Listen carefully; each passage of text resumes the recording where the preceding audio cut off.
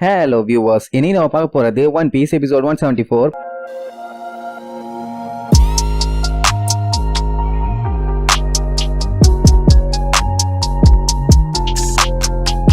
Open பண்ணா போன episode ஒன்னு மட்டும் தெளிவா புரியுது. அந்த வில்ல பயல கொல்றது ஒன்னும் அவ்வளவு ஈஸி இல்ல. மிக மிக டேஞ்சரான டேமேஜான பீஸ். அப்படியே கட் பண்ணி இங்க நம்பிய காட்டுறாங்க. அவளுக்கு அந்த வேவரை கொடுத்த உடனே கொய்யால தண்ணியில சும்மா அங்க எங்கன்னு பீச்சுக்கிட்டு போறா. இனிமேட்டு அது உனக்கு தான் சொந்தம் அவளுக்கு ரொம்ப ரொம்ப ஹாப்பி. ஆக்சுவலா இது நார்மல் வேவரை விட சம ஸ்பீடு. என்ன மேட்டர்னா அதுல இருக்க ஜெட்டைல 100 வருஷத்துக்கு முன்னாடியே அழிஞ்சு போச்சு. ஆனா அந்த வேவர்ல இருந்ததை பார்த்துட்டு அவர் செம்ம ஷாக் ஆயிட்டாரு. அதனாலதான் அதை பக்காவா ரெடி பண்ணி கொண்டு வந்து கொடுத்துட்டாராமா. சரி, இப்ப அடுத்து இவங்க எங்க போறாங்கன்னா நம்ம லூஃபி டீம் மொத்தமா பிளான் பண்ணாங்கல்ல. அதாவது ஒரு டீம் கோஸ்ட் கிட்ட போவாங்க, இன்னொரு டீம் தங்கத்தை தேடி போவாங்க. சோ அதனால நம்ம கோஸ்ட் கிட்ட போலாம்னு சொல்லுவா. மிச்சவங்கள நினைக்கும் போது கொஞ்சம் கஷ்டமா தான் இருக்கு. ஆனா அவங்க 4 பேரும் ஒண்ணு சேர்ந்தா யாராலையுமே அவங்கள தடுக்க முடியாது. சோ எந்த ஒரு பஞ்சாயத்து இல்ல, நம்ம கிளம்பலாங்கிற மாதிரி சொல்லுவா. ஆனா அந்த ஐசா புள்ள 4 பேரும் இப்போ ஒன்னா இல்லாம்பா. ஏன்னா இப்ப அவளால தான் எல்லாத்தையுமே ஃபீல் பண்ண முடியல. இப்போதைக்கு அவளுக்கு தெரிஞ்சு 4 பேருமே ஒன்னா மூவ் பண்ணலையாமா, தனித்தனியா பிரிஞ்சுட்டாங்கன்னு சொல்லுவா. நமிக்கு ஒன்னே சம ஷாக்கு. எது இந்த பொண்ணால இதெல்லாம் சொல்ல முடியுமான்னு. இதுக்கு பேரு தானே மந்த்ரான்னு சொல்லுவாங்க. இந்த பவர் காட் எனருக்கும் பிரீஸ்டுக்கும் மட்டும்தான் இருக்கு, எப்படி இவளுக்கு வந்துச்சுங்கிற மாதிரி ஷாக்கா கேப்பா. ஆனா அந்த பொண்ணு தேம்பி அழுதுகிட்டே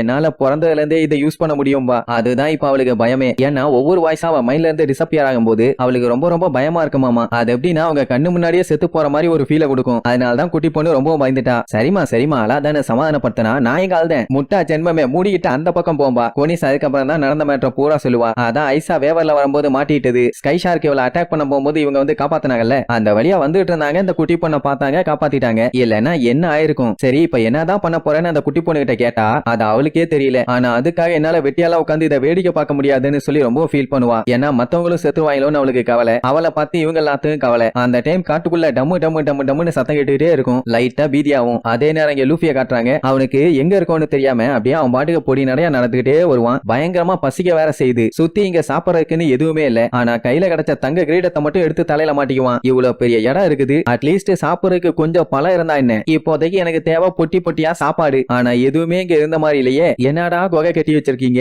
வெளியில போற வழியே தெரியலன்னு புலம்பிக்கிட்டே போவான். ஒருவேளை மத்தவங்க எல்லாம் சிட்டி ஆஃப் கோல்டுக்கு போயிருப்பாங்களோன்னு ஒரு சின்ன டவுட். எப்படியும் போயிருப்பாங்க, அதான் நம்மள விட்டுட்டு போயிட்டாங்களே. தங்க கட்டிய சாப்பிட்டா நல்லா இருக்கும்னு சொல்லி கேள்விப்பட்டானே, கிடைச்சா நல்லா இருக்கும்னு அவன் பாட்டுக்கு புலம்பிக்கிட்டே போவான். லூஃபியோட எப்பவுமே காமெடி தான். இங்க ஜோரோவை காட்டுறாங்க. அவனும் ரொம்ப தூரம் நடந்து வந்துட்டான். எங்க போறான்னு அவனுக்கே தெரியல. சரி, ரொம்பவும் பசிக்குது, கொண்டு வந்த சாப்பாடை சாப்பிடுவோன்னு ஒரு ஓரமா உட்காந்து அவன் பாட்டுக்கு சாப்பிட்டுட்டு இருப்பானா. அந்த டைம் பின்னாடி ஏதோ சவுண்ட் டாப்புன்னு கத்தி எடுத்துட்டு திரும்பினா பெரிய சைஸ்ல அந்த சவுத் பேர்டு. அது நம்மள்ட்ட சாப்பாடு கேட்டு ஆன்னு வாய பழகுமா. ஓடி போயிரு, எனக்கே சாப்பாடு பத்தாதுன்னு சொல்லி எல்லா சாப்பாடையும் லபக்கு வாயில அள்ளி போட்டுருவான். உடனே அதுவும் ரொம்ப ஃபீல் பண்ணும். சரி ரைட்டு மறுபடியும் ஜோரோ நடக்க ஆரம்பிப்பானா. அதனடானா அவனை ஃபாலோ பண்ணி பின்னாடி வந்துகிட்டே இருக்கும். நம்மால தெளிவா சொல்லிடுவான், அதான் என் சாப்பாடு எல்லாத்தையும் நான் சாப்பிட்டல, என்கிட்ட இனி சாப்பாடு எதுவுமே இல்ல, இருந்தாலும் உனக்கு தரவே மாட்டேன், ஒழுங்கா இனி ஃபாலோ பண்றதை நிப்பாட்டு, ஓடி போயிருன்னு மிரட்டுவான். ஆனா அதெல்லாம் கண்டுக்காம பின்னாடியே தான் வரும். ஜோரோக்கு காண்டாவும், எதுக்கு தேவையில்லாம நீ ஃபாலோ பண்ணிட்டு இருக்க, ஒழுங்கா ஓடிரு, இப்ப என்ன என் கூட சண்டை போடுமான்னு கேட்பான். அதுவே பாவம் முழிக்கும். அப்படியே கட் பண்ணி அந்த எனருவை காட்டுறாங்க. அவன் யோசிச்சுக்கிட்டே வரான். மொத்தமா சண்டை போடுற 81 பேர்த்துல வெறும் 5 பேர் மட்டும் தான் உயிரோடவே இருப்பாங்க. அதுல 2 மணி நேரம் முடிஞ்சு போச்சு, இன்னும் 1 மணி நேரம் தான் இருக்கு. 25 பேர் உயிரோட இருக்காங்க. சோ இப்படி கணக்கு பண்ணிட்டே போயிட்டு இருப்பான். அப்ப எனருவை பார்த்து ஒருத்தன் நடுங்கிட்டு இருப்பான். இவனும் ஷாண்டியன்ஸை சேர்ந்தவன் தான். ஆனாலுமே மனசுல தைரியத்தை வர வச்சு அட்டாக் பண்ணலான்ட்டு வெறியோட கிளம்புவானா.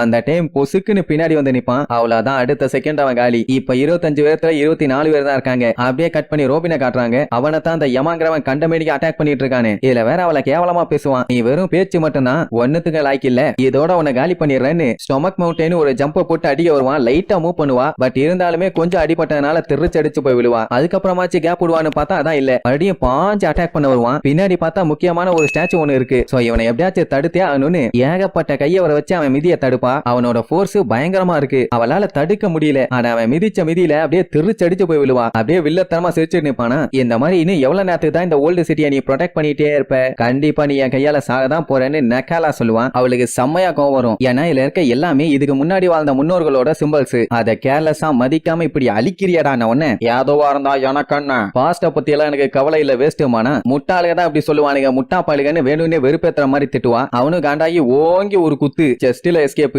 அவன் அடியெல்லாம் ஒன்னொன்னு இடி மாதிரி இருக்கு. ராபினுக்கு ஒண்ணு மட்டும் தெளிவா புரியுது, ஏன்னா இவன் சாதாரண ஆளே கிடையாது, பயங்கரமா பவரோட இருக்கான். எப்படியும் இந்த இடத்துல இந்த மூதேவியோட சண்டை போட்டா எல்லாத்தையுமே அழிச்சு போடுவான். அதனால தனியா வேற எங்கேயாச்சும் கூட்டு போகணும்னு குடுன்னு அந்த இடத்த விட்டு வேகமா ஓடுவா. ஆனா அந்த மூதேவி வர வர வர வர வர எல்லா இடத்தையும் அழிச்சுக்கிட்டே தான் வருவான். இதுக்கு முன்னாடி நம்ம ராபின் அலுப்பனாலேயே அவன் ஆசையெல்லாம் நிறைவேறிடுச்சு, இங்கே உசுர விட்டுலான்னு முடிவு பண்ணா. ஆனா நம்ம லூஃபி தான் வலுக்கட்டாயமா அவளை காப்பாத்தி கூப்பிட்டு வந்துட்டானே, அதனால அவன் கூடயே டிராவல் பண்ணலான்னு முடிவு பண்ணிட்டா. அதனாலதான் இப்ப இந்த மாதிரி ஒரு இடத்துக்கு அவளால வர முடிஞ்சது. இந்த இடத்துல தான் சொல்லப்படாத ஹிஸ்டரி எல்லாமே மறைஞ்சிருக்கு. ஏன்னா இது கீழ இருந்து மேல வந்ததுனால கீழ இருக்க உலகத்துக்கு இத பத்தி ஒண்ணுமே தெரியாது. இந்த மாதிரி விஷயத்தை எப்படி ரோபினால அழிய விட முடியும்? அதனாலேயே அடிச்சு புரண்டு ஓடிட்டே இருப்பான். ஆனாலுமே அங்க இருக்க கல்வெட்டுகள் எல்லாத்தையுமே அந்த குண்டு பைய உடைச்சுக்கிட்டே தான் வருவான். இருந்தாலுமே ரோபின் நிக்காம ஓடிட்டே தான் இருப்பான். நீ எவ்வளவு தூரம் ஓடினாலும் நான் உன்னை விட மாட்டேன்னு அவன் ஓடி வந்தா பரவாயில்ல, அவன் குதிச்சு மிதிச்சு உருண்டு விளையாண்டுகிட்டு வர்றான். அப்படி அவன் வரதுனாலேயே அங்க இருக்க முக்கியமான கல்வெட்டுகள் எல்லாம் கண்ணா பின்னான்னு அழிஞ்சுட்டு இருக்கு. அது அவளால தாங்க முடியல. பட் இருந்தாலும் பரவாயில்ல, மத்ததையாச்சும் காப்பாத்துவன்னு வேகமா ஓடுவா. ஏன்னா அந்த இடத்துல அவன் கூட சண்டை போட்டான். அந்த தடிமாட்டு பைய இவளை அட்டாக் பண்றான்னு அந்த மொத்த இடத்தையுமே அழிச்சு போடுவான். அதனால விடாம ஓடுவா. இவனும் அங்க இருக்க மரத்தை எல்லாத்தையுமே பிச்சுக்கிட்டு வந்து பாப்பான். அவ கேஷுவலா ஸ்டைலா நின்னுட்டு இருப்பா.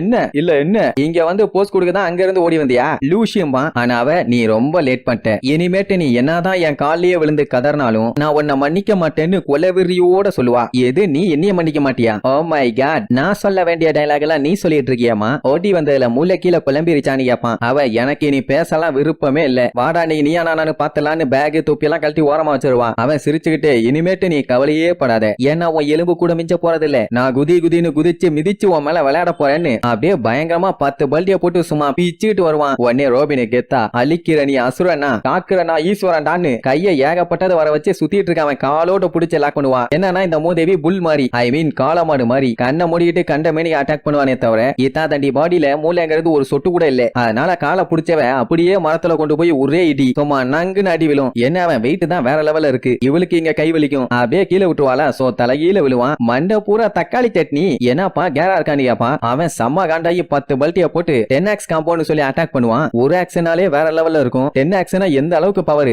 ஆக்ஸ் மவுண்டன் அவனோட ஃபுல் ஃபோர்ஸோட வருவான். ஆனா ரோபின் கேஷுவலா கெத்தா நின்னு அப்படியே கைய நீட்டுறதோட ஆக்சுவலா ஒரு ஆக்ஸ் டைல்லாம் பரவாயில்ல, அவன் எக்கச்சக்கமா வச்சிருப்பான். ஒன்னு யூஸ் பண்ணாலே ஆள் காலி, இதுல வேற எல்லாத்தையும் யூஸ் பண்றான். ஆனாலுமே நம்மால பயப்படாம கேஷுவலா கை நீட்டினால ரோபின் தான் பயங்கர பிரில்லியன்ட் ஆச்சு. என்ன பண்ணுவான்னா அவன் கண்ணை மறைச்சு அவன் பாடியில இருந்து கைய வர வச்சு அந்த டயல்ஸ் எல்லாத்தையுமே அவன் நேருக்கு திருப்பி விட்டுருவான். ஐயோ இல்லன்னு அதை பார்த்து கதறிட்டு இருப்பான். அப்படி கதனவன் ஆப்போசிட்ல இருக்க மரத்தை பார்க்காம நேரா அதுல கொண்டு போய் விட்டு அந்த டயல்ஸோட பவர் மொத்தமா அவன் மேல இறங்கும். ஆக்ஸ் டயல் என்ன பண்ணும், கண்ணா பின்னாடி விட்டும்ல, அப்படியே பேனு கதறிக்கிட்டே பொத்துன்னு வந்து விழுவான். நம்ம புள்ள கேஷுவலா நின்னுட்டு இருப்பா. யாருகிட்ட வந்து மோதணும்னு ஒரு விவஸ்தை வேண்டாம், அவன் நார்மலாவே தூக்கி போட்டு தொண்டையில மிதிப்பா. இதுல வேற டென்ஷன் பண்ணி விட்டான், இனி விடவா செய்வா. பட் இருந்தாலும் பரவாயில்ல, பயலுக்கு இன்னும் உயிர் இருக்கு. அப்படியே மண்ட முடியோட புடிச்சு தூக்கி விலை மதிக்க முடியாத இங்க இருந்த பொக்கிஷம் எல்லாத்தையுமே நீ டேமேஜ் பண்ணிருக்க. இங்க இருக்க ரிலீக்ஸ் எல்லாம் எவ்வளவு ரேரான ஒண்ணுன்னு தெரியுமா? அதோட ஒர்த் எல்லாம் அவ்வளவு சீக்கிரத்துல மெஷர் பண்ணலாம் முடியாதுடா. அதெல்லாம் உனக்கு எங்க தெரிய போகுது. ஹிஸ்டரி வேணா திருப்பி ரிப்பீட் ஆகலாம், ஆனா மக்களால டைமுக்கு பின்னாடி போய் பார்க்கவே முடியாது. புரிஞ்சதாட்டா முட்டைக்கோஸ் மாட்டேன் உடனே புழஞ்சது நல்லா புழஞ்சது, இனிமேட்டு இப்படி எல்லாம் பண்ணவே மாட்டேன், என்னைய மன்னிச்சிருங்க அம்மா. நீ என்ன கத்துனாலும் உன்னைய நான் மன்னிக்கவே மாட்டேன்டா மாங்கா மண்டையாம்பாளா அப்படியான்னு சொல்லி புசுக்குன்னு புடிச்சிருவான். நீ என்ன சொன்னாலும் திருந்த மாட்டேன் இறான்னு சொல்லி விரலோட புடிச்சு ஒரே இழு. வலி தாங்க முடியாம கதருவான். ஐயோ கையின்னு ராம்பா காத்தான்னு சொல்லி அங்க லைன் அவ கைய வர வச்சு அழகா உருட்டி கொண்டு போய் மேல இருந்து கீழே தள்ளி விட்டுருவான். வேண்டாம்னு கத்திட்டே விழுவான். சாரிடா கண்ணா, ரொம்ப லேட் பண்ணி சொல்லிட்டேன்பா. சரி அவ்வளவுதான் அவன் காலி விட்டுட்டான்னு பார்த்தா அதான் இல்ல, அவன் வில கழுத்தோட புடிச்சு ஒரே இருக்கு. மேல கையும் புடிச்சுக்குவா, பின்னாடி காலையை இழுத்து புடிச்சுக்குவா. ஏன்னா மேல இருந்து கீழே விழும்போது கையையும் காலையும் யூஸ் பண்ணி ஏதாச்சும் டகால்ட்டி வேலை பண்ணிடக்கூடாது இல்ல. சோ ஸ்ட்ரைட்டா மேல இருந்து கீழே மண்டாடி அடிச்சு விழுந்தாதான் நல்லா அடி விழுன்னு. கரெக்டா அவன் கீழே போய் விழுற டைம் கையை காலு கழுத்துன்னு எல்லாத்தையுமே உடச்சு விடுவா. டொம்முன்னு விழுவான். அவ்வளவுதான் சொல்லி முடிஞ்சு. இதுதான் ஆள் பார்த்து மோதணுங்கிறது. கிடக்கிற பொசிஷனை பாத்தீங்களா, பிளாடி நான்சென்ஸ் அவ பாட்டுக்கு போவா. அப்படியே கிடைச்ச டீடைல்ஸ் எல்லாம் வச்சு செக் பண்ணிட்டே போனவ அப்படியே அந்த ஆன்சியன் சிட்டியோட சென்டருக்கு வந்துட்டான். ஆனா மான்யூமெண்ட் மேப்ல மென்ஷன் பண்ண மாதிரி இந்த இடம் இல்ல. ஒரு வேலை மேல பிச்சிட்டு வந்துச்சுல, அந்த ஷாக்ல எல்லாமே இடம் மாதிரி போய் உடஞ்சு போச்சோன்னு ஒரு சின்ன டவுட். சாரி என்னமோ ஒண்ணு நம்ம செக் பண்ணுவோம். அப்படியே உள்ள போவாளா. அந்த டைம் அலுப்பனால நடந்த விஷயத்தை யோசிச்சு பாப்பா. என்னன்னா அவ crocodile அடி வாங்கிட்டு கடைசியா சாக போற நிலைமையில இருந்தால. அப்போ கிங் நீ ஏன் இவ்வளவு தூரம் வந்தான்னு கேட்டிருப்பான். அவளுக்கு என்னன்னா ஆன்சியன் ஹிஸ்டரியை தெரிஞ்சுக்கணும்னு மட்டும்தான் ஆசையே தவிர மத்தபடி நாட்டை ஆள்றது அடக்கிறது ஒடுக்கிறதெல்லாம் ஆசையே இல்ல. சோ அந்த ரியல் ஹிஸ்டரியை அந்த போனகிளிஃப் ஸ்டோன் மட்டும் தான் சொல்லும். அப்படி என்ன இதுல ரியல் ஹிஸ்டரி இருக்குன்னு கேட்டா இத அவ 20 வருஷமா தேடிட்டு இருந்திருக்கா. ஆனா எந்த ஒரு க்ளூவுமே கிடைக்காதனால அதை அப்படியே கிவ் அப் பண்ணிட்டா. ஏன் கடைசியா அவ நம்பிக்கை வச்சிருந்த ஒரு இடமுமே ஃபெயிலியர் ஆயிருச்சு. அவ தேடிட்டு இருக்கதே அந்த ரியோ போனகிளிஃப் தான். அது உலகம் பூரா பரவி இருக்குமாமா. ஆக்சுவலா இந்த இடத்தை தான் அவ லாஸ்ட் ஓப்பா வச்சு சர்ச் பண்ணி வந்திருப்பா. ஆனா இங்கேயுமே எதுவுமே கிடைக்கலங்கிறதுனால பேசாம இதுலயே இங்கே செத்து போயிருவோம், இதுக்கு மேல என்னால முடியலன்னு சொல்லி முக்குன்னு முக்குவா. இவளுக்கு என்ன ஆசைன்னா ஹிஸ்டரியா படிக்கணும். ஆனா ஏகப்பட்ட எனிமீஸ் இவ ட்ரீம் அச்சீவ் பண்ணணும்னு தெரிஞ்சுட்டு இருக்காங்க. ஆனா இப்ப அவளோட கனவு ஆசை எல்லாமே நிறைவேறிட்டு இருக்க மாதிரி அவளுக்கு ஒரு ஃபீலிங். ஏன்னா அங்க இருக்க பில்டிங் எல்லாமே ரொம்ப ரொம்ப பழமையான பில்டிங். ஒரு மொத்த சிட்டியுமே இங்க தானே இருக்கு. சோ எல்லாத்தையுமே ஒன்னொன்னா ரிசர்ச் பண்ணிட்டே வருவா. ஏன்னா அதுல ஏகப்பட்ட கல்வெட்டுகள் இருக்கு. ஒவ்வொரு கல்வெட்டும் ஒவ்வொரு காவியம். இப்ப அவளுக்கு என்ன ஒரு குழப்பம்னா, இவ இவ்வளவு நேரம் கண்டுபிடிச்ச வரைக்கும் இதுதான் சிட்டி ஆஃப் கோல்டு. ஆனா இந்த இடத்தோட சைஸும் லேண்டோட சர்ஃபேஸும் கம்ப்ளீட்டாவே டிஃபரெண்டா இருக்கு. என்ன நடக்குது இங்க ஒண்ணுமே புரியலையேன்னு அப்படியே சுத்தி முத்தி பாப்பா. அங்க ஒரு பெரிய பில்டிங் இருக்குமா, சூப்பர் அப். டாப்புக்கு போகணும்னா இது மட்டும் தான் என்ட்ரன்ஸ். தொலைவோன்னு 2 ஸ்டெப் எடுத்து வைப்பா. ஒரு வேலைன்னு அப்படியே ஷாக் ஆகி குடு குடு குடுன்னு மேலே ஏற ஆரம்பிச்சிருவா. அப்படின்னா புள்ள எதையோ கண்டுபிடிச்சிட்டா. அப்படியே லாங் ஷாட்ல இருந்து கொஞ்சம் கொஞ்சமா ஜூம் பண்ணி காட்டுறாங்க. உள்ளுக்குள்ள பார்த்தா கிளவுட்ஸா நிரம்பி இருக்கு. அது எல்லாத்தையுமே அவ கொஞ்சம் கொஞ்சமா கட் பண்ணி எடுத்து மேல போட்டுட்டு இருப்பாளா. அப்படி ரொம்ப நேரம் தோணல கடைசியா ஒரு பெரிய குழி உருவாகும். என்னடான்னு பார்த்தா கீழே வேற ஒரு இடம் ஒண்ணு இருக்கு. பரவாயில்லையே சூப்பர்னு சொல்லிட்டு உள்ள போய் பாப்பா. அந்த இடம் அவ நினைச்சதை விட பெருசா இருக்குது. இத கொஞ்சம் கூட அவ எதிர்பார்க்கவே இல்ல. அதுக்கப்புறம் தான் அவளுக்கு ஒரு மேட்டரே புரியுது. இந்த சிட்டியே கிளவுடுக்குள்ள மூழ்கி இருக்குன்னு. அப்ப இவ்வளவு நேரமா அவ பார்த்துட்டு வந்தது எல்லாமே அங்க இருக்க பில்டிங்ஸோட அப்பர் பார்ட்ஸ் மட்டும்தான். அப்படின்னா இவ கீழே செக் பண்ண இன்னும் ஏகப்பட்ட இடம் பெண்டிங் இருக்கு. பசியில இருந்தவனுக்கு பாயாசம் கிடைச்ச மாதிரி ராபின் ரொம்ப ஆர்வமா உள்ள போய் செக் பண்ண ஆரம்பிச்சிருவா. அப்படியே உள்ள சுத்தி சுத்தி காட்டுறாங்க. அந்த இடமே அவ்வளவு அழகா இருக்கு. ராபினும் அப்படியே பொறுமையா உள்ள போயிட்டே இருப்பா. அப்ப திடீர்னு பார்த்தா அங்க தூரத்துல ஒரு ஒளி. ஓ மை காட், இந்த இடத்துல லைட்டா என்னவா இருக்கும்னு அடிச்சு புடிச்சு போய் பார்த்தா அங்கதான் அந்த ஷண்டோரா சிட்டியவே பாப்பா. இது 800 வருஷங்களுக்கு முன்னாடி உள்ள சிட்டி. பார்க்கவே அவ்வளவு பிரம்மாண்டமா சூப்பரா இருக்கும். அப்படியே உட்கார்ந்து பார்த்துட்டு ஷண்டோரா த சிட்டி ஆஃப் கோல்டும்பா. அப்படியே சுத்தி சுத்தி காட்டுறாங்க. அங்க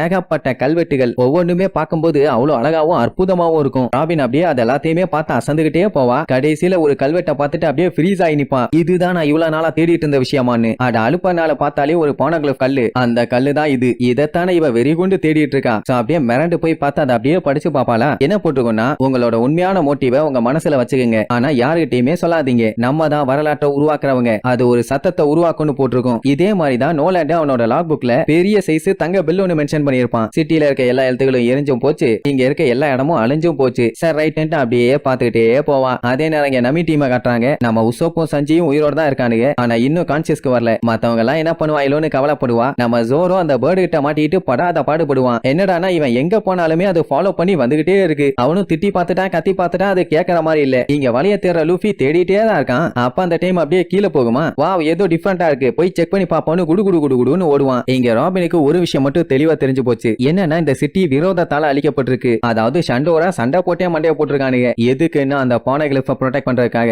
அந்த பானகிளிஃப்ல இருந்த டீடைல்ஸ் வச்சு பார்க்கும்போது அந்த பெரிய size Manikundu centre of the ஆல்டர்ல தான் இருக்கணும். கண்டிப்பா அதுல தான் நிஜமான ஹிஸ்டரிய பத்தி எழுதி இருப்பாங்க. அதுதான் ரியோ பானகிளிஃப். அதை நான் படிக்க போறேன்னு ராபின் சந்தோஷமா போறதோட இந்த எபிசோடுக்கு எண்ட் கார்டு போட்டு முடிக்கிறாங்க.